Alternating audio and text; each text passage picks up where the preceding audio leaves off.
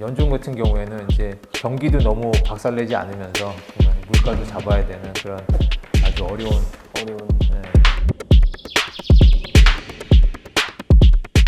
안녕하세요. 이슈톡의 이베스트 투자증권 이현민입니다. 이슈톡 두 번째 시간 이제 진행하려고 하는데요. 앞 시간에는 이제 ELS 관련돼서 내용 살펴봤고, 지금은 이제 두 번째 시간은 금리 인상으로 물가를 잡을 수 있을까? 올해 되게 큰 화두죠. 물가가 올라간다. 그리고 커머디티 이런 게 올라가는 거 많이 얘기됐는데, 러시아 우크라이나 때문에, 전쟁 때문에 또 되게 많이 촉발이 됐거든요. 그래서 이 내용 조 전무님이랑 함께 어떻게 되는지 한번 살펴보도록 하겠습니다.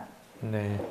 뭐 최근에 이제 제일 많이 나오는 뉴스 중에 하나죠. 그래서 많은 그렇죠. 분들이 이제 대부분 다 알고 계실 거로 생각하는데, 일단 한번 정리하는 차원에서도 한번 말씀드리고, 그다음에 이제 뭐 원자재 같은 경우도 이제 지난 시간에 러시아 관련해서 한번 얘기는 했었었는데, 오늘은 이제 조금 다른 부분은 이제 노동 관련된 이슈에 대해서 한번 좀 다뤄보도록 큰 이슈인 것 같아요. 최근에 해보겠습니다. 그러니까 최근에 이제 금리가 요즘에 물가가 하도 올라가다 보니까 이제 연준에서 이제 금리 인상을 갖다가 시작을 했고, 그다음에 이제 계속 더 한다고 얘기를 하죠. 그런데 맞아요. 그런 부분을 해가지고 쉽게 물가가 잡힐 수 있겠는지 거기에 대해서 한번 좀 살펴보고, 그다음에 이제 그러면은 이제 어떤 요인들이 이제 물가에 영향을 미치고, 그다음에 이제 나중에 이제 그럼 어떤 자산 쪽에 좀 관심을 가져보면 좋을 건지 그런 걸 한번 정리를 한번 해보도록 하겠습니다. 그래서 뭐 전 세계적으로 물가들이 많이 올라가고 있죠. 이제 뭐 미국뿐만 아니고 이제 특히 미국, 유럽 쪽에 이제 굉장히 많이 빠르게 올라가고 있는데요. 뭐 8.5%, 뭐 9.8%, 뭐 이렇게 해서 주로 한국은 그래도 좀 낮습니다. 한국은 이제 3월 보면 이제 4.1%인데 다른 데에 비해서는 좀 나은 편이고요. 상대적으로 낮네요. 상대적으로 나은 거죠.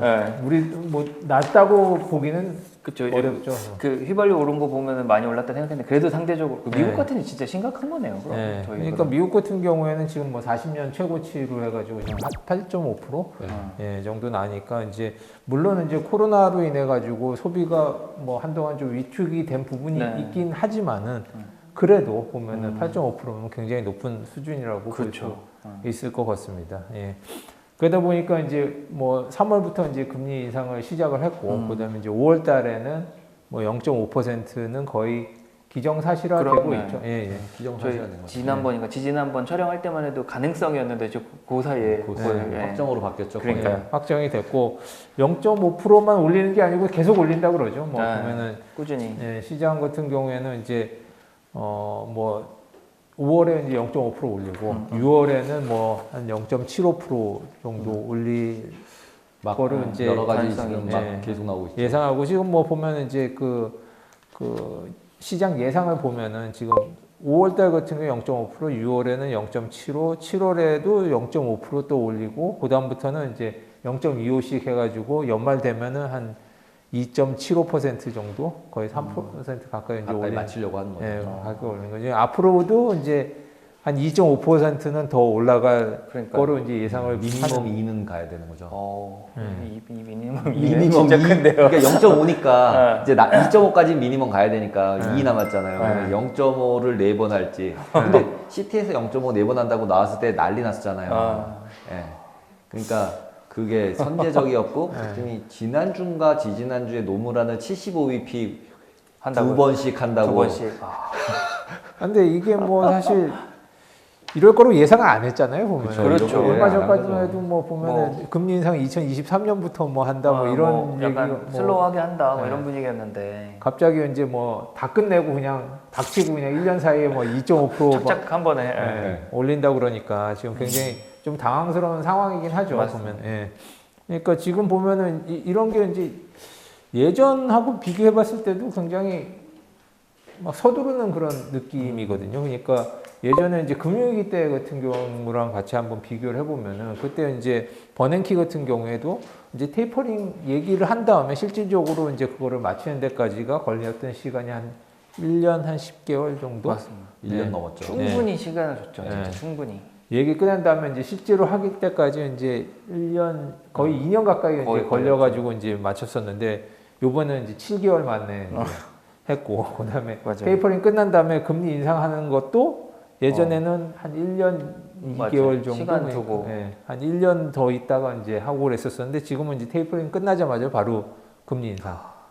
그다음에 양적 긴축도 처음에 그때 금융위기 때만 해도 첫 금리 인상 이후에 한 2년 정도 있다가 네. 이제 양적 긴축에 들어가는데 지금은 이제 3월 달에 한 다음에 지금 양적 긴축 5월이나 6월 달에 뭐 한다는 그런 예상들이 5월부터 한다고 그러고 막 그런 분위기죠 지금. 그렇죠. 그러니까 뭐 엄청 빠르네요. 옛날 금융위기 때랑 비교해서도 엄청나게 빠른 속도로 지금 보면은 그 출구 전략을 갖다 서두르고 있는 거죠. 그러니까 연준 입장으로 봤을 때 이제 경기 순환 때문에 이제 인플레이션이 생긴 게 아니고 이제 공급 쪽에 이제 문제가 있어서. 생겼고 그다음에 이런 부분들 때문에 이제 인플레이션이 증폭이 되다 보니까 기선제압 차원에서 보면은 이제 빨리 이제 이걸 확 올려가지고 인플레이션 기대 심리를 갖다 아예 그냥 눌러버리겠다. 예, 그런 차원에서 하는 거였고 사실 좀 늦기는 했죠. 보면은 이게 작년에 뭐 재임 얘기 때문에 그런 뭐 것도 못했다 있고, 뭐 뭐 이러면서 뭐 일시적인 거다 뭐 이런 네. 뭐 말들은 많죠. 보면 왜 이걸 갖다가 좀 늦췄는지 관련해서도 하긴 하는데 보면은 사실 좀 선제적으로 못하고 사실 좀 너무 이제 인플레 올라가는 거에 비해서 금리 인상을 안 했으니까 지금 한꺼번에 그걸 갖다가 중립금리로 맞춰버리려고 그쵸. 좀 서두르는 인상도 좀 있는 것 같아요. 중립금리라고 얘기하는 것들도 계속 올리잖아요. 그렇죠. 중립이면 가만히 냅둬야지 되지. 왜 그 중립을 계속 올려요? 이제 중립도 3.5 얘기하는 사람들도 있어요. 2.5가 원래 지금 2.5 정도 지금 한 되잖아요. 2.5 정도라고 생각을 다들 하고 있는 건데 3.5 얘기하는 사람도 있더라고요. 중립이 누가 중립이라고 얘기해 주는 거야, 이제. 그러게 말입니다. 그러니까요. 올렸다 내렸다. 바뀌는. 근데 뭐 어쨌든 작년이랑 비교해 보면 전쟁도 솔직히 이럴 줄 몰랐고 중국도 그렇죠. 락다운 저럴 줄 몰랐고 뭐 어떻게 합니까? 뭐 그랬다고 얘기하면 뭐 또 패드도 또 뭐 알았지 않았을까요? 백악관에서 전쟁한다고 지네가 얘기했으니까. 또 12월 지난번에 저희 한 것처럼 뭐 10월 달부터 대충은 생각을 이런지 하고 알고 있었지 있었다. 않을까. 근데 어쨌든 그런 것 같아요. 그런 것들이 실제로 일어난 거랑 또 리얼하고는 또 다르니까. 그래서 어쨌든 간에 뭐 물가는 계속 이렇게 빠르게 올라오고 있고 근데 이제 그게 이제 어떤 요인들 때문에 이제 금리가 올라오는지 살펴보면은 이제 사실 유동성이 제일 컸었던 거죠. 보면 이제 제로금리나 뭐 양적 완화 이런 거 같은 경우에는 금리 인상하면은 당연히 이거는 뭐 해결되겠죠. 해결되는 이런 부분이 부분은 이제 뭐 금리나 뭐 양적 완화해서 유동성 관련된 거는 이제 해결될 수 있을 거라고 생각이 되고 그다음에 이제 또 물가가 올라왔었던 건 이제 재난지원금 같은 게 이제 굉장히 많이 그쵸. 풀리지 않았습니까? 그러니까 그걸로 인해 가지고 소비가 확 늘어나니까 이제 공급 쪽에서 문제가 생기고 뭐 이런데 재난지원금은 이제 다 끝났죠. 미국에서 그쵸. 이제 재난지원금 더 이상 안 주지 않습니까? 그러니까 뭐 이것도 이제 해결됐으니까 뭐 이런 거 같은 경우에는 이제 좀 해결하기 쉽다고 생각하는데 4번, 5번 같은 경우는 이제 중국 코로나로 인해 가지고 이제 락다운 뭐 점점 더 심해지는 더 거죠. 심해지는 예. 거죠.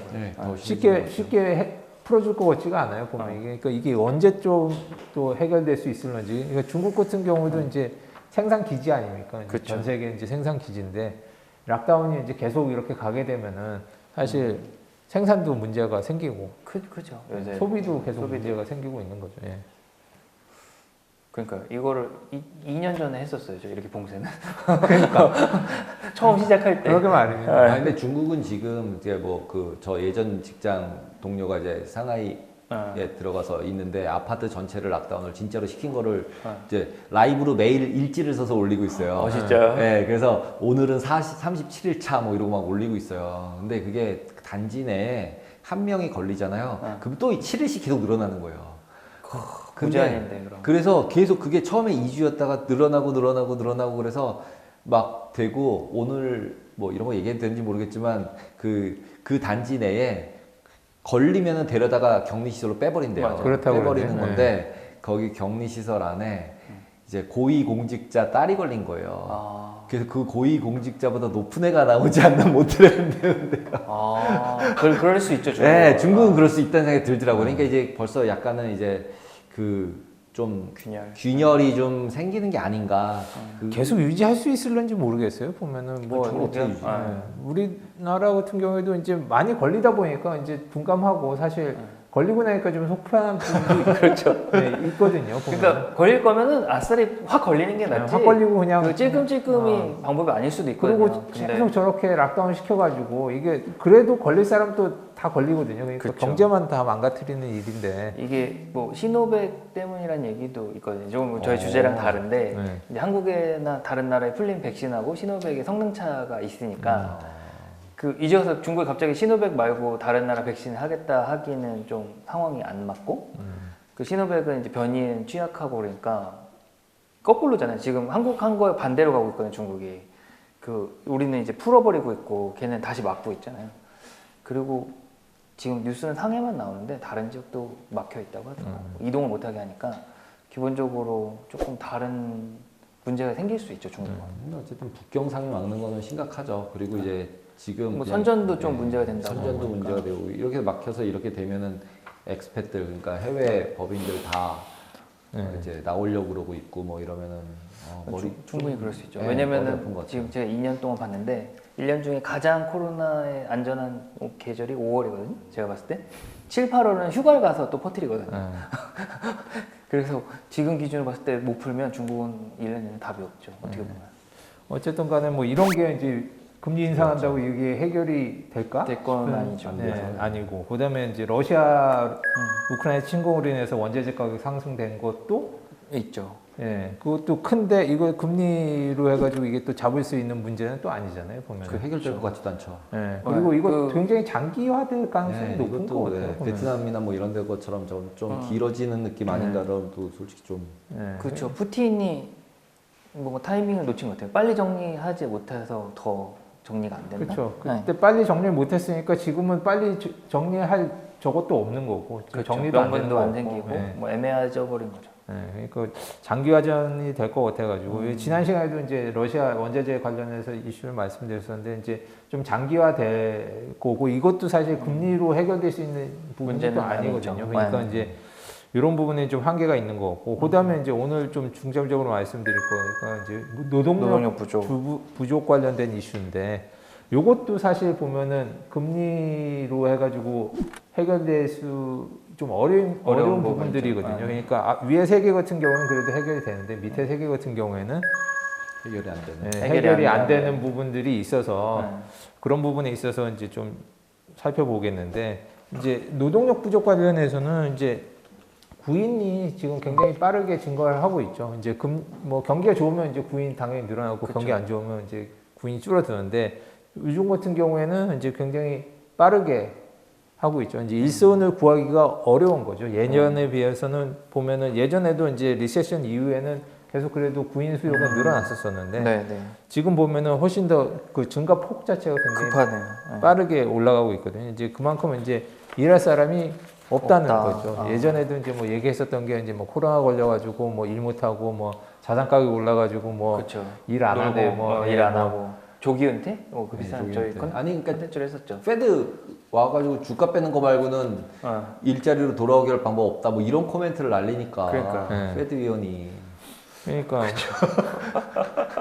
주가를 빼야 되나? 빠졌잖아요. 이제 들어오나? 이거보단 좀 더 더 빼야지. 뭐 더 빼야지. 그런 이슈들 말고도 다른 것도 많이 있는 것 같아요. 실제적으로 보면은 이제 그 구인 제일 어려운 부분은 한국도 그렇잖아요. 개발자 채용 그러니까 뭐 테크 쪽 같은 테크 쪽. 경우에 네. 보면은 요새 난리 났죠. 사람 구하기 워낙 어려우니까 보면은 그 임금을 갖다가 많이 주면서 이제 데리고 오려고 그러는 거죠. 그러니까 뭐 미국도 마찬가지거든요. 개발자나 뭐 이런 테크 쪽 인력들 구하기 어렵기 때문에 네. 그래서 그쪽 인력은 계속 올라가는 거고 한국도 보면은 이제 뭐 테크 쪽 관련된 기업들 같은 경우 인건비가 어마무시하게 지금 올라가고 있는 거죠. 어마무시해요. 예. 그러니까 이제 그런 쪽 분야에서 이제 특히 이제 임금이 많이 올라가고 있고요. 그다음에 이제 그러다 보니까 블루 칼라에서 그쪽으로 이동하는 인력들이 많이 늘어나고 있다고 그래요. 그러니까 그 뭐 월스트리트 저널에서 나온 기사 보면 이제 from blue collar to new collar 뭐 이렇게 나오는데 뉴 칼라가 보면은 이제 원래 블루 칼라였다가 이제 테크 쪽이나 서비스 쪽으로 옮겨간 그런 인력들을 갖다 얘기를 하는데 왜 이렇게 올라가려고 하면은 기본적으로 이제 수요가 굉장히 많은데 그 사람들을 갖다가 없으니까. 네. 그러니까 학력 기준을 갖다가 낮추고 조금 교육을 받은 사람이라도 이제 채용해다 이제 쓰는 인력들이 많이 늘어난 거죠. 보면 예전에 비해 가지고. 그러다 보니까 이제 요즘에 뭐 여기 보면 이제 이동 수단에 보면 프리 코스나 소셜 미디어라든지 뭐 페이드 코스, 뭐 프리 웹사이트 뭐 이런 데서 어느 정도 좀 교육 좀 받고 막 코딩 좀 배우고 뭐 이렇게 한 사람들 같은 경우에는 다 그냥 그런 뽑아다가 이제 아주 고급적은 아니더라도 기본적으로 돌아가는 건 이제 시키는 거죠. 예. 지금 우리나라도 스타트업 뭐 이런 데 중에 그 코딩 교육을 하는 스타트업 같은 경우는 교육비를 안 받고 교육을 6개월 시켜주고 네. 취업을 시킨 다음에 연봉 계약에 연봉의 몇 프로를 받는 맞아요. 걸로 네. 계약해가지고 하는 스타트업들도 생기고 있고 예. 그래서 그 코딩 학원에 들어가는 게 아주 막 경쟁률이 치열하대요. 엄청나요. 근데 여기는 비싸요. 그리고 거기 학비도. 그러니까 졸업하고 내는 돈이 비싼 거죠. 그러니까 네, 결국은 네. 그러니까 연봉을 그러니까 취업까지도 자기네가 다 알아서 해준다는 거예요. 그래서 거기 들어가면 취업까지 되는데 졸업하면 거의 카카오랑 네이버가 데려간대요. 그래서 그냥 그 카카오 네이버 연봉의 몇 프로를 내기로 하고 간다는 거예요. 내기로 하고 돼 있으니까 이제 거기 그 학원을 들어가야 되는 거죠. 일단 학원비를 안 내니까. 되게 영리하네요. 영리하죠. 와, 그래서 대단하다 정말. 근데 근데 그럴 만큼 뭐 정말로 심각하긴 해요. IT 관련 뭐 금융회사들도 지금 다 겪고 있거든요. 자리가 많이 비고 이제 경력자 있으면 뽑고 싶어하는 의지도 강하고 네. 영향이 있죠. 근데 막 저도 뭐 있을 때 그랬지만 뭐 블록체인 한다고 가고 네, 크립토 트레이딩 한다고 나가고 그렇죠. 다 나가요. 게다가 뭐 이렇게 그 전통적이지 않은 금융업체들 생기잖아요. 네, 그런 거기다 핀테크도 뭐 핀테크 가고. 회사로도 가고 네이버 카카오로도 가고 막 맞습니다. 그래서 사람 킵하기가 너무 어려운 것 같아요. 증권사에서 이제 그죠? 그렇죠. 옛날하고 많이 상황이 달라져서. 맞아요. 네, 네. 맞습니다. 달라진 것 같아요. 그래서 여기 있던 블루 칼라들이 보면 예전에는 이제 제조업이나 아니면 물류 뭐 이런 거 하던 사람들인데 이런 사람들이 이제 이쪽으로 좀 배워가지고 옮겨가 버리니까 이거 할 사람들이 이제 없는 여기도 거죠. 없어지네요. 여기도 예. 연봉 차이가 너무 나니까 안 갈 수가 없죠. 그러니까 연봉 차이도 많이 나고 코로나 때문에 한참 죽었잖아요. 그러니까 이제 일거리도 없는데 이때 이제 이런 걸 배워가지고 네. 그쪽 수요가 많으니까 그쪽으로 이제 옮겨간 그럴 수 사람들이 있네요. 굉장히 많은 거죠. 예. 집에서 있으니까 시간이 많으니까 코딩 공부를 했네요 스스로. 그럴 수 있죠. 네. 그러다 보니까 이제 이쪽에 이제 원래 블루워커들이 하던 그런 물류 같은 거라든지 아니면은 제조라든지 이런 쪽에 이제 사람이 이제 없다 보니까 이제 뭐 임금이 다 올라가는 거죠. 이제 뭐 테크 쪽뿐만 아니고 블루 칼라 쪽 같은 경우도 이제 사람들이 없기 때문에 사실 그럴 수 있죠. 네. 네, 저희도 항공사들 한국 항공사들 무급으로 뭐 긴 기간 버텼잖아요. 네. 그런 분들이 또 공부해서 직종을 바꾸는 케이스들이 많이 또 생기더라고요. 직종이 바꿨는데 비행기가 뜨려면 이제 항공 없죠. 없는 거네요. 할 수 있는 사람이 주는 거죠. 우리나라도 뭐 택시 하시던 분들이 다 택배 뭐 이런 걸로 다 돌렸다면서요. 보면. 맞습니다. 그래서 제 직원이 이제 택시 타려고 해도 택시가 안 잡혀서 그 어렵게 잡은 택시 기사분한테 여쭤봤더니 많이 줄었다고 그러더라고요. 네, 그러니까 코로나 때문에 택시 수요가 주니까 업종을 바꾸신 거예요. 네, 돈벌이 안 되고 뭐 이랬으면 이제 딴 쪽에 이제 다 옮겨가니까 원래 또 그쪽이 살아나면은 이제 그렇죠. 갑자기 사람이 없는 거죠. 없는 네. 거죠. 그런 네. 변화가 있겠더라고요. 지금. 네. 그러니까 이제 전반적으로 임금들이 많이 올라갔어요. 그러니까 미국 같은 경우도 보면은 뭐 한 20년 만에 최고의 이제 임금 상승률을 보이고 있는 거고 보면은 그러다 보니까 이제 뭐 테크뿐만 아니고 네. 뭐 블루 칼라라든지 이런 사람들도 쪽에 이제 전반적인 전이가 이제 되네요. 예, 수입이. 그 임금들이 다 같이 올라가는 그런 현상들이 이제 발생을 하기 그렇죠. 시작한 거죠. 네.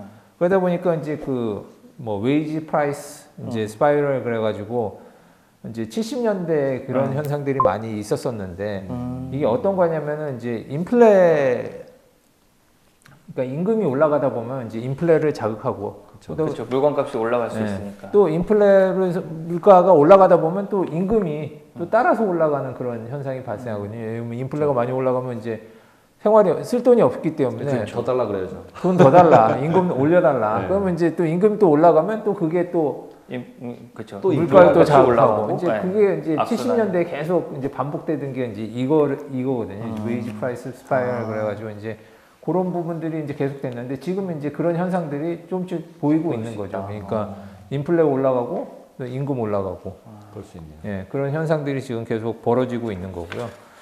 그다음에 이제 그러다 보니까 임금 인상뿐만 아니고 어떤 특정 직종 같은 경우에 사람 구하기 진짜 어려운 부분들이 많이 발생을 하게 되는 거죠. 그러니까 예를 들면은 이제 남들 싫어하는 업종, 어려운 일들, 네. 힘든 일 3D 안 하는 업종 거죠. 같은 거, 뭐 예를 들면 이제 뭐 계속 뭐 운전해야 되는 거 같은 경우에도 이제 월마트 같은 경우에도 보면은 트럭 운전사 이제 초봉이 한 8만 5천 불 정도 8만 7천 불 정도 연봉이 했었는데. 했었었는데 지금 11만 불 올라갔다고 그러고요. 그다음에 이제 그 쉐일버스 뭐 이렇게 채굴 하는 데 같은 경우에도 뭐 사람이 없으니까 다 그런 데 같은 경우에는 다 오지에서 일하지 않습니까? 그러니까 그렇죠. 사막 같은 데서 좀 뭐 동떨어진데. 네, 뭐 보통은 일하기 싫잖아요 그런 데서. 예, 그러니까 딴 데서도 일할 수 있는 일자리가 많이 있으면 굳이 뭐 내가 안 사막 가죠. 같은 데 가서 뭐 사람 아는 사람도 없는 데 가서 거기서 일을 해야 되냐. 그렇죠. 그러니까 이런 직종들 같은 경우니까 지금 보면은 뭐 미국 같은 경우에도 셰일가스 뭐 오일가가 그렇게 높은데 보면은 생산이 그렇게 팍 안 늘어나는 그렇죠. 부분들이 있잖아요. 네. 보면은 그게 물론 이제 뭐 친환경 뭐 이런 이슈 때문에 이제 투자도 안 되고 뭐 이런 부분들도 있지만은 사람 구하기 힘들어서 그 안 늘어나는 부분도 꽤 큰 것 같아요. 제가 봤었을 때는. 그러니까 뭐 투자도 안 되지만은 사람도 구하기 어렵기 때문에. 예. 그러니까 이런 부분은 상당히 당분간은 해결하기가 좀 어려운 좀 구조적인 이슈들이 좀 있는 것 같아요. 그러니까 금리 인상으로 이런 걸 해결하기에는 좀 어려운 부분들이 있는 것 같고요. 네. 그다음에 이제 지금 이제 원자재 가격도 올라갔고 임금도 올라갔고, 그러니까 원가 상승은 계속 되고 있는데 수요가 지금 보면은 전체적으로 좀 줄어드는 그런 모습을 보이고 있거든요. 네. 전 세계적으로 봤었을 때 이제 중국 같은 경우에도 소매 판매가 3.5% 줄었고 보면 이제 필라델피아 보면 신규 주문 같은 경우에도 확 줄었거든요. 최근 들어가지고. 그러니까 그 말은 이제 뭐 수요가 예전만 못하다는 거죠. 지금 같은 경우에는 이제 보통 보면 가격이 상승한다 하더라도 보면은 수요가 늘어나면 그냥 정가시켜버리면 되잖아요. 그러면 이제 뭐 경제적으로 봤을 때는 순환이 일어나니까 문제가 없는데 가격 원가는 계속 올라가는데 수요가 죽으면은 올리지도 못하죠. 예, 올리지를 못하지 않습니까? 예, 그러니까 이제 그런 쪽에서 조금씩 문제가 좀 생기고 있는 것 같아요. 그러니까 또 그 다른 거 보면 이제 중고차 가격 같은 경우에도 그 최근 물가 상승률에 가장 영향을 많이 미친 게 보면 중고차 가격인데 중고차 가격이 4달 연속으로 지금 계속 빠지고 있거든요. 보면은 예, 그 말은 이제 뭐 신차 공급이 많이 늘어나가지고 이제 중고차 가격이 빠지는 거면 상관이 없는데 그건 또 아니거든요. 그건 아니에요. 예, 반도체 이슈가 있어서. 이슈들이 계속 아직도 해결이 안 되고 있어서 신차 공급은 아직도 문제가 많고 지금도 한 몇 달씩 계속 기다려야 되지 않습니까? 뭐 기본 6개월 뭐 이런 분위기죠. 그렇죠. 예. 뭐 포르쉐 같은 건 뭐 1년, 2년씩 기다려야 된다고 그러죠. 좀 되게 웃기더라고요. 자동차 중고차 팔 때 캐피탈 게인 생겨가지고 세금 낸다 그러더라고요. 아 그래? 미국에서? 미국에서. 진짜 그럴 수 있겠더라고요. 한국에서도 뭐 보면 한참 기다려야 되는 것 같더라고요. 차 구하기가 조금 어렵다? 네. 그런 분위기인 것 같아요. 네, 그러니까 신차도 보면은 뭐 계속 공급 조금 문제가 있는데 중고차 가격은 신차 구하기 어려운데 차는 필요하니까 올라가죠. 뭐 했었었는데 지금은 이제 중고차 가격이 빠진다는 거는 신차 문제가 해결한다는데 중고차가 빠진다는 거는 돈이 없다는 그렇죠. 수요가 주는 거네. 예. 그나마도 살 돈이 없다는 뭐 얘기죠 보면은. 그러니까 미국 같은 경우에도 보면은 이제 조금씩 경기가 좀 둔화되고 있는 모습을 좀 보이고 있긴 하거든요. 최근 들어가지고 아직 뭐 본격적으로 뭐 그렇진 않지만은 보면은 조짐들이 조금씩 나타나고 있는 것들이 보면 이제 팬데믹으로 지원금 주던 거 이제 다 종료됐죠. 그러니까 작년 1분기 같은 경우에 이제 GDP에 영향 미쳤던 게 한 7.6% 정도가 이제 지원금으로 인해 가지고 영향 미쳤는데 지금 그거 다 빠졌죠. 보면. 예. 그다음에 이제 인플레이션 올라가 가지고 이제 구매력 떨어지는 것도 감소했죠. 휘발유 가격 같은 경우에 1분기에 뭐 한 10% 올라갔으니까. 그렇죠. 너무 많이 올랐더라고요. 예. 임금이 좀 올라가도 인플레가 더 세니까 쓸 돈이 없는 거예요. 예. 그다음에 이제 금리 같은 경우에 이제 모기지 금리가 이제 5%가 넘어가면서 이제 대출에 대해 가지고 부담감이 이제 생기는 거죠. 그러니까 사람들이 물가는 올라가는데 계속 쓸 돈이 뭐 임금도 올라가지만 인플레가 심하다 보니까 쓸 돈이 없는 거고 쓸 돈이 없다 보니까 이제 성장에 영향을 이제 끼칠 수 있네요. 미치기 시작을 하는 것 같아요. 그러니까 당장 뭐 문제가 확 저거 하진 않지만은 이런 게 축적이 되다 보면 이제 나중에 또 문제가 생길 그럴 수 있고. 것들이 있겠죠. 그러니까 성장 전망도 IMF 같은 경우에도 지금 뭐 계속 좀 낮추고 있죠. 뭐 4월 달에 이제 나온 거 보면 이제 작년에는 6.1%였다가 뭐 3.6, 그쵸. 3.6으로 낮췄는데 이제 선진국 같은 경우에는 내년에 더 안 좋게 보죠. 보면 2.4% 정도 지금 보고 있는 거고. 그러니까 전반적으로 봤었을 때는 이제 이때까지는 계속 이제 성장도 잘 되고 물가도 올라가지만은 이제 계속 가격이 전가되면서 이제 쭉 성장을 해왔었었는데 네. 지금은 이제 물가가 워낙 올라가고 그러다 보니까 이제 전반적으로 이제 경제에 좀 부담이 되는 수치에 수준, 이제 예. 온 것 같아요. 보면은 예. 물가가 높고 이제 성장이 낮은 네. 상태가 이제 스태그플레이션인데 지금 그런 조짐이 보이고 있지 보이네요. 않습니까? 예. 제일 안 좋은 게 스태그플레이션인데. 그러니까 이제 뭐 인플레, 디플레보다 더 안 좋은 게 제일 이제 무서운 거죠, 뭐 다. 스태그플레이션인데 그게 사실 물가 높고 성장 안 되면 스태그플레이션 그쵸. 아닙니까? 근데 지금 보면 이제 물가는 높고 성장은 좀 다운되고, 다운되고. 예, 그러니까 이런 걸 갖다 피하려고 그러면 이제 뭐 인플레를 잡으면은 물가를 낮추면 이제 되는데 이제 그래서 이제 뭐 연준에서 계속 금리를 인상시켜가지고 물가를 잡으려고 그러는데 굉장히 챌린징한 그런 과제가 아닌가. 왜냐면은 그 잡을 수 없는 부분들이 사실 있지 않습니까? 이제 네, 금리로 많이 컨트롤할 있죠. 수 없는 부분들이 있는데 그걸 금리로 잡으려다 보면은 그걸로 인해 가지고 사실 경제에 더 무리를 일으켜 가지고 보면은 좀 침체 쪽으로 갈 수도 있으니까 참 그 기로에 참 잘 서 있는 거 그 지금 그 기로에 서 있는 상태가 아닌가? 그러니까 그럴 수도 있겠는데요. 네. 그래서 빠지는 거죠, 건축권. 그렇죠. 그 기로에 서 있으니까 안 좋을 수 안 좋을 있으니까. 수 있으니까. 네. 그리고 지금 뭐 제가 이번에 그 ELS 네. 하면서 딴 걸 할까 말까 둘 중에 골랐던 게 이머징 마켓 부도나는 것들. 네. 모라토리엄 선언 계속 나고 있잖아요, 나라마다. 그렇죠. 예. 네, 지금 우리는 조금 이제 외환 보이고 있어서 괜찮아서 우리가 안 쳐다보고 있어서 그렇지. 동남아시아, 아프리카 쪽 지금 계속 나오고 있더라고요. IMF 구제금융 신청. 옛날 그 러시 한번 또 일어날 수도 있겠네요. 네, 그래서 지금 여기서 지금 보니까 이머징 마켓이랑 뭐 디벨로핑 이코노미 이렇게 돼서 2022년은 조금 내려오고 위로 4.4 올렸는데 저렇게 부도나면 이것도 바꿔야 되고 이거는 이거 뭐 글로벌리도 어려워지는 거니까. 제가 이렇게 쭉 설명해 주신 거 보고도 하나 느낀 거는 한국은 뭐 그런 대로 괜찮을 것 같은데 일본은 여기 있는 내용들은 다 직격으로 엄청난 피해를 줄 수 있는 내용일 수도 있겠다. 왜냐면 금리 올리면 따라 올려. 일본도 결국은 뭐 기축통화 아니니까 영향을 받아야 되는데 걔네 제로 금리에 돈 다 풀었는데 회수할 수 있는 경제 상황은 아닌 것 같고 그다음 뭐 중국 수요가 있어야 이게 삼순환이잖아요. 한중일이 일본이 기초하고 우리가 한번 포장하고 중국 가야 되는데 여기도 막히고 그다음 원자재 다 수입하는데 원자재 다 걸리죠. 일본은. 그리고 마지막으로 그 임금 문제도 일본도 좀 있나 보더라고요. 중소기업 위주로 해서 뭐 저는 기사를 읽었는데 지원금이 나가도 경제 부양 효과가 없었던 게 그런 쪽으로 새는 그런 게 많대요, 일본이. 지금 실제로 중국이랑 일본은 계속 아직도 이지 팔러스예요. 금리 계속 낮추고 중국은 돈 더 계속 그래야죠. 풀고 뭐 둘 다 지금. 지금 계속 낮추고 있고 그다음에 그러니까 당연히 예나도 박살나고 있고 예. 그다음에 지금 말씀하시면 그 코딩하는 친구들은 지금 그냥 일본 헤드헌터가 한국에서 데려가려고 난리래요. 우리나라도 없잖아요 지금. 그래서 애들이 안 가는데 한참 갔다가 돌아오고 있긴 한데 더 준다 그래서 데려가는 사람들도 있고 막 그렇다고 하더라고요. 그래서 요즘 그냥 글로벌리 그냥 그렇죠. 그리고 일본하고 또 중국은 입장이 좀 다르잖아요. 다르죠. 중국은 뭔가 몇 가지 문제 해결되면 다시 할 수 있는 찬스가 좀 있고 일본은 그런 게 많이 없어져 가고 있으니까 그것도 또 리스크겠더라고요. 걔네는. 이러다 일본보다 우리가 훨씬 좋아질지도 모르겠어요. 그 약간 이렇게 술자리에 술잔 돌리는 거랑 똑같은 거죠. 누가 마지막 잔을 마시느냐. 근데 이제 세 나라 중에 일본도 한번 마셔볼 때가 되지 않았나. 다시 한번. 플라자 합의한 지 좀 오래됐잖아요. 그래서 근데 이제 그렇게 맞으면 우리도 영향이 크잖아요. 있죠. 네. 근데 그 이면에 그 얘기도 있더라고요. 일본에 해외 자산이 많기 때문에 네.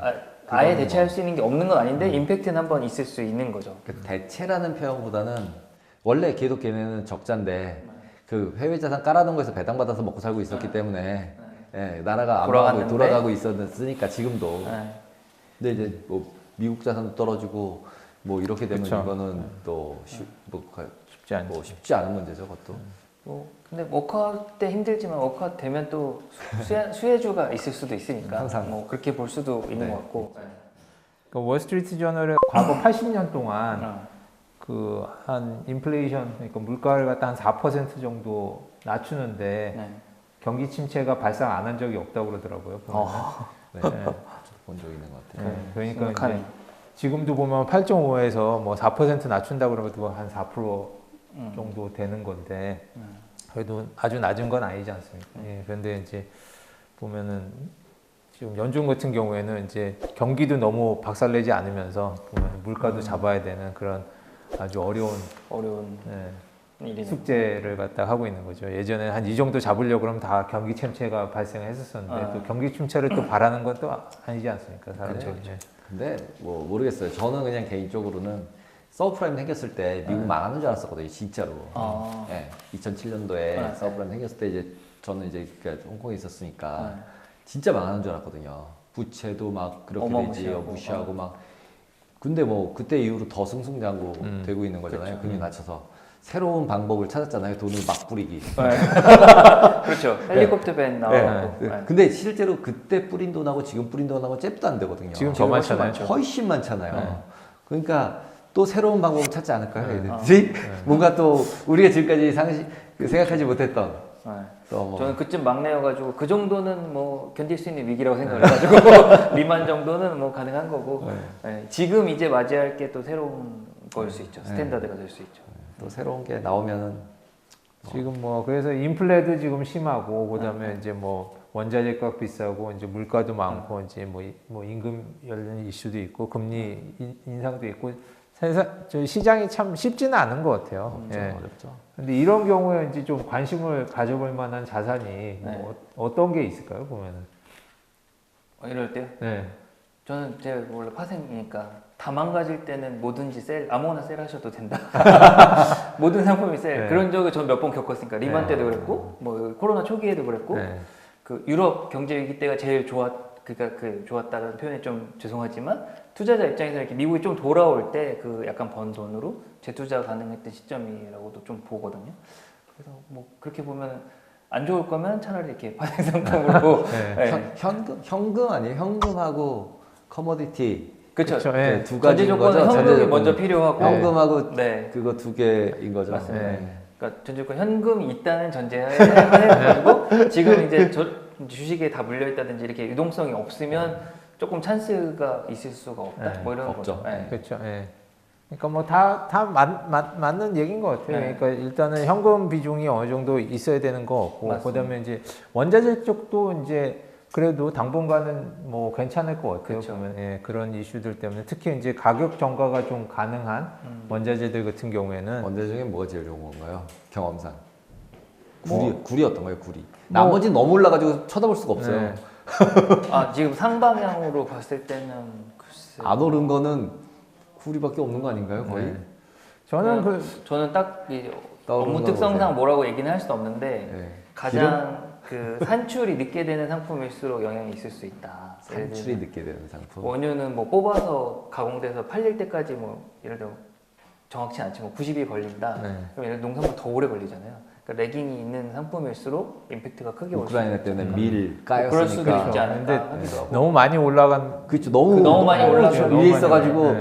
이게 그 잘 아, 얘기하고 보니까 내려가는 또 입장을 얘기한 걸 수도 네. 있어요. 저는. 그렇죠, 그렇죠. 그러면. 아니, 이게 너무 올라간 것들은 솔직히 유가 같은 거는 그렇죠. 제가 지난번에 뭐 그리다 보니까 이렇게 130, 140 가면 좌우지간 그 한 6개월 내에 거의 한 뭐 막 바닥에 있더라고요. 이유는 뭔지 모르는데 항상 그랬더라고요. 예. 천연가스 그래서 같은 경우에도 뭐 정가도 어제 뭐 많이 네, 올랐죠. 러시아에서 뭐 폴란드 쪽 그거 뭐 끊었다고 이제 얘기하니까 한 17% 올라가 버렸잖아요. 좀 보면은. 예, 빠지니까 확 올라오고. 그러니까 그런 쪽은 솔직히 좀 무서워서 어렵죠. 예. 예, 무서워서 이거 못해야 하는 게 맞는 것 같고 예, 그런 쪽은 솔직히 뭐 예. 유가도 다 그렇고. 그렇죠. 유가나 뭐 이런 거 같은 아, 경우는 갑자기 이란 한다고 하고 거기다가 갑자기 러시아가 전쟁하고 끝났다고 그러고서 푼다고 하고 그 다음에 중국 저렇게 락다운 계속하고 와 유가 없어져야죠 거의 또막 그렇죠. 확 크래시. 또 가야죠. 크래시죠 그러면. 근데 그걸 누가 아냐는 거죠. 뭐 우리가 예상할 수 있는 그 언서턴티가 아니잖아요. 솔직히. 그래서 지금 저는 이제 뭐 일단 지금 현재는 이제 채권이나 이런 거는 좀 어려울 것 같고 보면 이제 채권도 지금 어렵죠. 금리 뭐 이런 게 계속 올라가고 있는 추세에서 지금 채권 투자하기는 조금 부담스럽고 그다음 주식도 사실 보면은 이제 변동성이 내려갈 수 있죠. 그다음에 지금 현재 그 아까 얘기한 대로 이제 계속 비용은 증가하는 상태에서 보면은 지금 소비는 살아나지 않기 때문에 사실 주식 시장 같은 경우에도 지금 조금 뭐 변동성이 업사이드보다는 이제 내려가는 변동성이 지금 굉장히 큰 시장이고 종목 선택을 굉장히 잘해야 되는 그런 시장인 것 같고요. 보면은 제 생각에는 뭐 굉장히 좀 재미없는 그런 자산이긴 하지만은 금 같은 경우에 지금 보면 좀 관심을 좀 가져보는 게 인기가 어떨까? 최근에 좀 계속 없었죠. 네, 보면은 이제 지금 인플레 같은 경우에는 그래도 보면은 계속 확대가 될 거로 지금 생각이 되고 그다음에 이제 생각보다 다른 자산에 비해서는 좀 덜 올랐는 자산이거든요. 그렇기 때문에 보면은 이런 그 안 좋아지는 상황에서는 보면은 금이 올라갈 수. 금 같은 경우에 평상시보다는 조금 관심을 좀 가져보시는 게 좋지 않을까 하는 생각이 레이달료가 계속 물을 먹었는데 금 때문에 이번에 한번 다시 한번 그러니까 여기는 딴 건 너무 많이 올랐는데 여기는 그래도 보면은 지금 정도 레벨이면은 지금 한 1,900 정도 금도 하지 않을까? 괜찮을 수 있을 것 같은데요. 제가 그냥 이건 뭐 말도 안 되는 소리인데 코로나 때문에 결혼을 미룬 사람이 많이 하거든요 요새. 그 한국만 그러지 않을 거잖아요. 글로벌리 이렇게 다 풀리면은 인도가 원래 결혼 시즌에 금 엄청 많이 소비하거든요. 인도 같은 데 살아나면은 일시적으로는 좀 수요는 살 수도 있겠네요. 언뜻 생각에.